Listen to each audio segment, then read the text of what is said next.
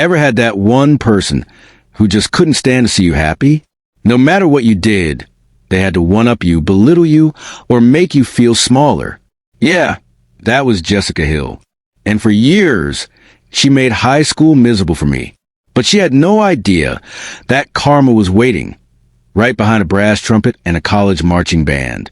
Stick around, because this is how I, Caden, took down a mean girl's ego without lifting a finger. Hey everyone, welcome back to Revenge Chronicles. If you've ever dealt with someone who couldn't handle your success, hit that like button right now.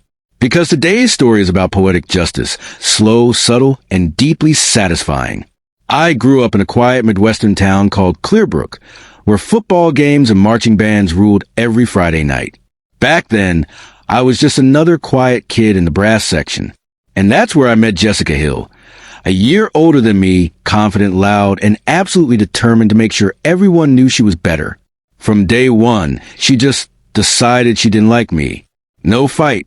No misunderstanding. She just locked eyes with me one afternoon during band practice. And from that day forward, I became her favorite target. It started small, the kind of stuff that makes you question if you're overreacting. Oops, Caden, didn't see you there, she'd say after blasting her trumpet right next to my ear. Or she'd accidentally flip my music sheet right in the middle of rehearsal.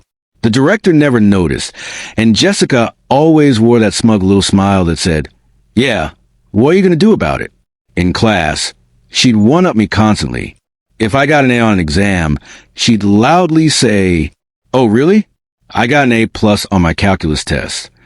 If I bought a new CD, she'd scoff, "Oh, I've had that one for weeks." And the one that stuck with me? Wow! Caden, you know wear brand name jeans? That's brave. Each jab was tiny, but they added up. She wasn't just competing. She needed to win at everything. And honestly, for a while, she did. I graduated and left Clearbrook behind. Got accepted into Ridgeview University, joined their 330-member marching band, one of the biggest in the region, and for the first time, felt free. No Jessica, no drama, just music and peace.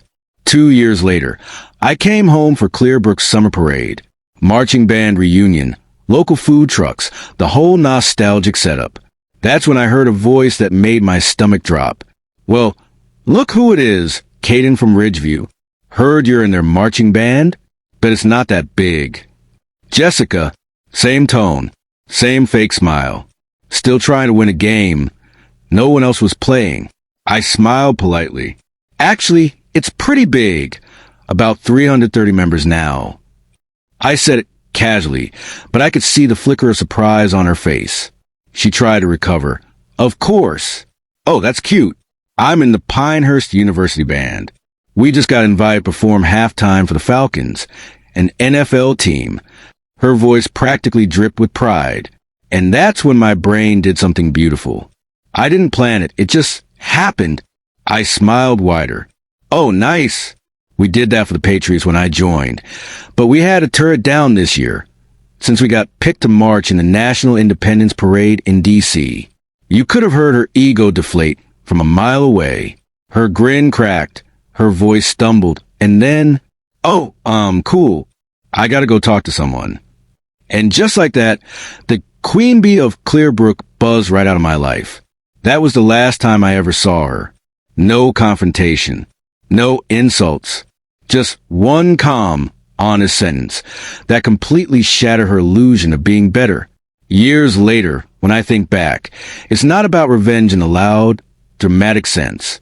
It's about quiet confidence, the kind that doesn't need to shout. Because the truth is, when you're genuinely happy and moving forward in life, people like Jessica can't compete. They run out of oxygen when they can't feed off your frustration anymore. Sometimes the best revenge isn't revenge at all. It's success. It's walking away, living well, and letting karma handle the scoreboard. Jessica needed to win every conversation, but in the end, silence won for me. If this story made you smile, or reminded you of someone who always had to one-up you, smash that like button, comment below your favorite karma moment, and tell me, what's the pettiest but most satisfying one you've ever had? And don't forget to subscribe, because we got even more real-life revenge stories coming your way. Until next time, this is Revenge Chronicles, signing off.